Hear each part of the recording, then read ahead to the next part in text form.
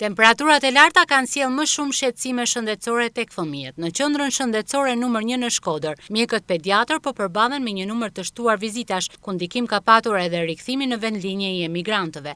Mjekja pediatre Vjolca Havaraj thotë se aktualisht kryen rreth 15 vizita në ditë, ku një pjesë e rasteve lidhen drejt për drejt ose në mënyrë të tërthortë me temperaturat e larta. Sina nxehtë dhe temperaturat e larta që kanë qenë këto ditë kanë ndikuar në fakt në rritjen e smundshmërisë tek fëmijët, sidomos me problemet gastrointestinale, ka pas rritje të problemeve me të vjellat ose edhe me diare tek fëmijët, në mosha të ndryshme, por më shumë edhe te moshat e vogla, 0 deri në 3 vjeç.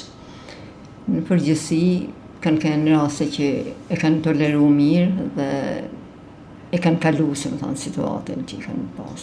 Smundshmëritë janë të ndryshme në stin të ndryshme të vitit. Për shembull, në kohën që temperaturat janë të ulta, ka më shumë probleme të ftofje, domethënë probleme respiratore, të frymëmarrjes, bronkite, bronkopulmoni, viroza.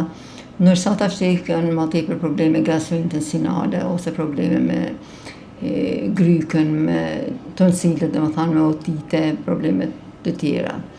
Dhe edhe me ardhjen e emigrantëve ka pas rritje të numrit të vizitave. Këtu te na zakonisht janë mbi 10 vizita në ditë. 10, 12, 15, 13, edhe afërsisht ashtu.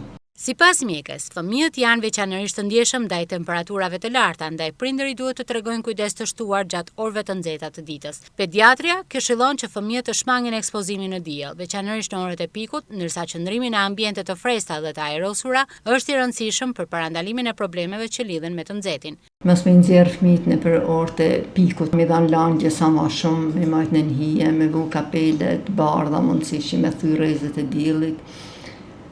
Njëta probleme me mbrojt me kremra.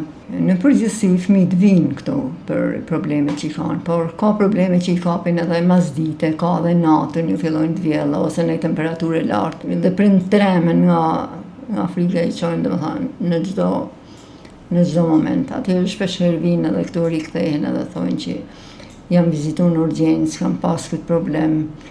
Edhe shohim vazhdimsimin ndaj me ta. Në rast se fëmijët shfaqin temperaturë të lartë, të vjella, dobësi të theksuar, përgjumje të pazakontë apo simptoma të tjera shqetësuese, prindërit duhet të kërkojnë këshillën e mjekut dhe të shmangin trajtimin e pakonsultuar.